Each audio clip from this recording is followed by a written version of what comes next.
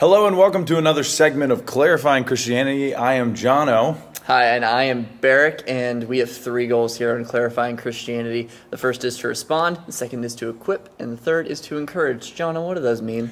Well, responding because we don't have all the answers. We're simply participating in ongoing topics about Christianity. And equipping because we want to equip you with the same knowledge and information so that you can have ongoing conversations about these topics as we continue to learn and listen. And the third is to encourage, because this is not just about knowing more and knowing more information about Jesus. It's actually about having a deeper relationship with Jesus. So today we're actually doing something we have not done before. We are covering phrases. Yes. We're going to talk about phrases you've probably heard and people think are in the Bible. They think they're closely tied to our faith.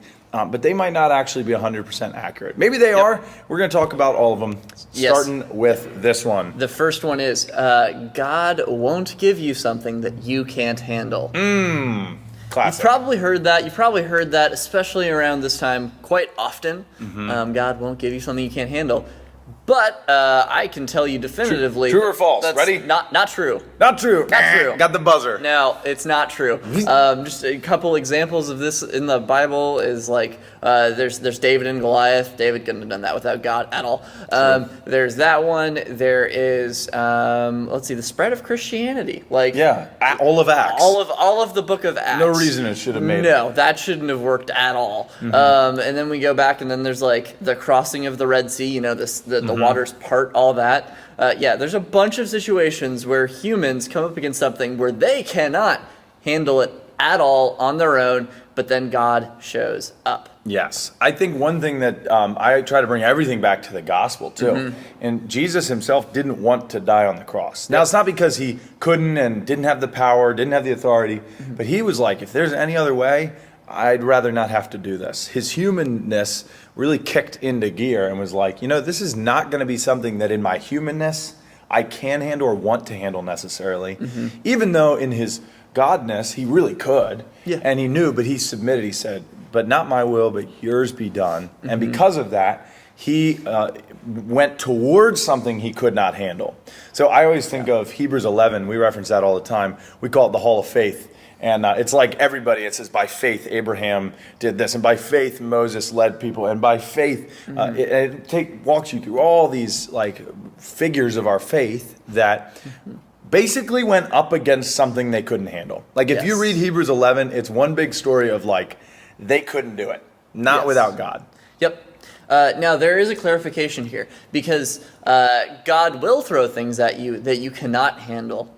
And oftentimes, that will help us learn to trust God, because he is very faithful to help us out, especially when he asks us to do things that we can't handle or throws us into situations that we can't handle. He is faithful to be there, to be with us and to help us out. And it may not always look how we want it to. God's help looks different, but that's okay. True. That's okay. God will be there to help us in the midst of that. So I guess our challenge, if you're facing a situation where you don't think you can handle it, well, then I would challenge you to learn to look for God in that and learn to trust God and his power and his faithfulness in your situation. It's true.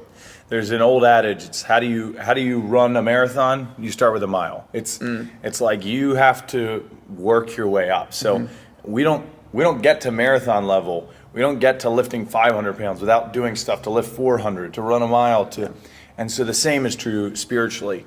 God will give you things you can't handle so that there are spiritual muscles, so to speak, being exercised to grow in your faith, to grow in your reliance. What is faith? Faith is kind of a combination of, and this is very, very simplistic, but it's like willingness and obedience to willingly follow God and be obedient to what he calls us to. That involves things we can't handle, and that will produce more willingness, more obedience over time. And so that's kind of the goal, is that we would actually embrace things we can't handle. Some things we can't handle and we weren't meant to handle. I mean, you got to think the other side of this too is we were meant to live in the garden in perfect relationship with God. And there are going to be things that we come up against that we can't handle because we were never created to apart from God. And so really it's a reflection of his grace saying, you can't handle this, but you can with me. You were never meant to handle this. I'm sorry you have to, but you're going to be better because of it on the other side. Yep. And then there are things that we can handle that God will give us. Yeah. There's lots of things you are capable of today to do because of your faith in God right now. Yeah, don't use what we're saying as an excuse to not do things. Uh-uh. No, Uh-uh. you still get to try. It's all you in the back. Well, on that great note, Hope that helps. hope that helps. Have a great one. Bye. See ya.